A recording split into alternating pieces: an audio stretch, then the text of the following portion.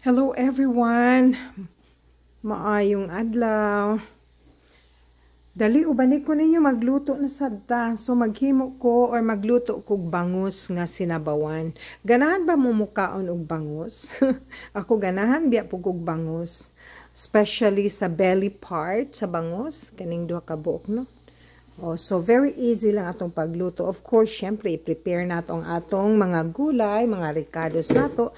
Magpabukal pud ko og init nga tubig to hasten our cooking.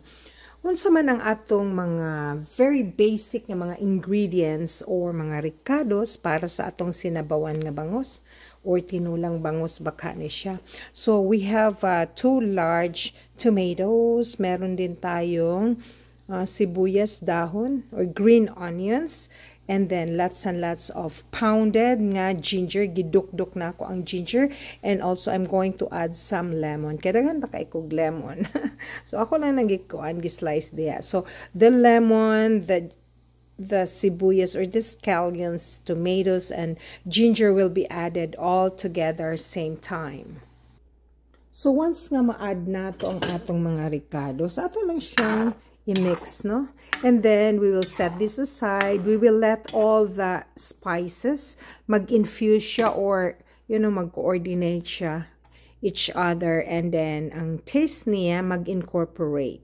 Okay, for our savoring enhancers, friends, I'm going to add some iodized salt. Depende, no? Adding salt and black pepper or iodized. So it depends upon your taste buds. So add ko lang din po siya ng patis or fish sauce. Asa ninyo ni mapalit? Of course, sa Asian stores or any of your favorite grocery stores no nearby. Since nga ang atong main dish is bangus, fish sauce ang akong gibutang, ganahan ko duha ra gyud na siyang akong ingredients. Then takluban nato na siya, and then we're going to bring it to a boil, maybe good for 3 minutes, and set that aside for now. So, naanapog ko nilungag. I have here brown rice ang akong gamit, no? So, luto na siya. And then, set this aside. After this viand or ulam will be done, then mga na pud mi. Okay, kinid ang bangus, it weighs 1 kilogram. So, I wash it. I took out the intestines, and then sa hasang sa bangus, make sure nga ang bangus clean siya, no? Run it in cold water. So 1 kilogram, I divided or sliced that into 4 portions. So depende sa inyo ha, o pila kabuk mga sa inyong family. Pero kami is duha ra man mi, kay si Lloyd dili man na siya mukaon og isda. He doesn't want this type of cooking. So ang among kaunon is kini baon sa akong husband niya, iyan ning kaunon karon. Ako ganan ko pud aning ulo, and then this one. So per piece it weighs 250 grams, kay 4 pieces man siya in total. And then very easy ang atong kining mga gulay, fresh talaga, make sure nga ang atong mga gulay atong i-wash thoroughly in cold water talaga, no? Kay in between there are some soil, no? So kini siya special type of cabbage or bok choy. So different po ni siya nga klase. Pero whatever you have available within your reach, could it be malunggay, kamote tops, alugbati, or gitawag na diri ang alugbati og kuan kanang alugbati is nalimot man ko, spinach, water spinach, or something like that. And then you can also try to add bok choy and some other greens you would like to add. Okay. Oh, ang alugbati day, we call that one here Spanish Malabar. Okay. Now for the isda or the bangus, you can use whatever fish you want. You can use pompano. I love pompano. Ganahan po ko. The other day, I cooked pompano. And then I added some veggies also. Now, for the bangus, kay scaly kayong bangus, this is my descaler. I got this from an Asian store. Sayo na kayo when you clean the scale of the fish itself. Ganun lang, friends. O kung i-add ninyo og different gulay or veggies like green beans, sayote, or even cauliflower and some broccoli. Whatever veggies of your choice, you can always do that, friends. And make sure kang pagluto ta, dili talaga siya overly cooked ang atong isda. Kinahanglan din na intact siya, you know, because the fish is very bony and you have to be mindful if you're going to eat the bangus. I love bangus, but very, very hard pod kung pataka lang tagkaon and then we're not mindful of the bones, you know.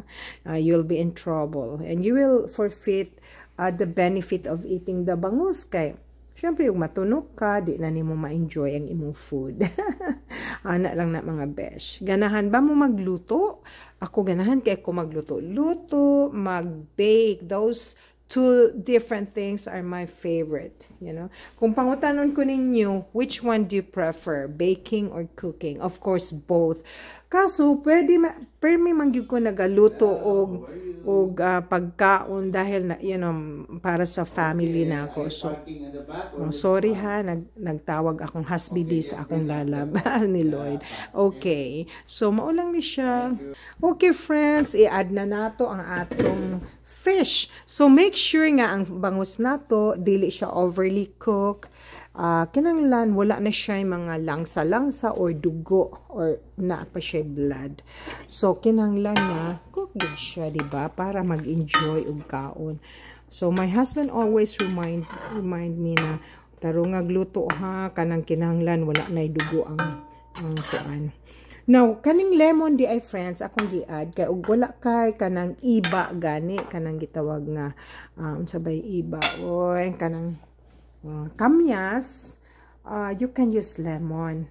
But that can be very optional, friends. Akong takluban og balik. Set this aside, maybe cook the bangus for 3 to 4 minutes. So, depending upon the flame, the type of flame you have. Friends, happy kay akong lalab, friends, kay naa siya'y gipalit nga bag-ong balunan or lunch container. So, diri ang iyang sudan, diri ang kanin. Kay medyo dako-dako man ako ipabaon nga bangus. Pero, para in order nga, ganing di mag-shaky-shaky kunuhay, I'll have to wrap that with plastic or saran wrap. So, by the way, friends, happy day ko nga we are on our 25th year in our anniversary as couple. So, daghang mga panalangin nga gihatag ang Ginoo kanamo, especially sa love, and then love and companionship sa matag usa kanamo.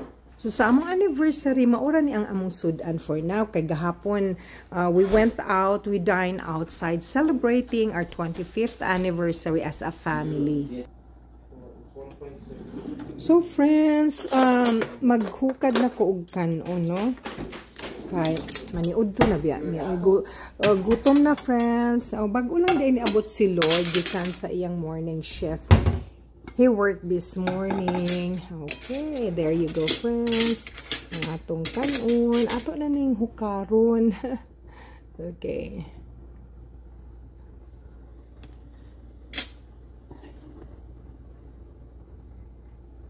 Ana lang na siya, friends.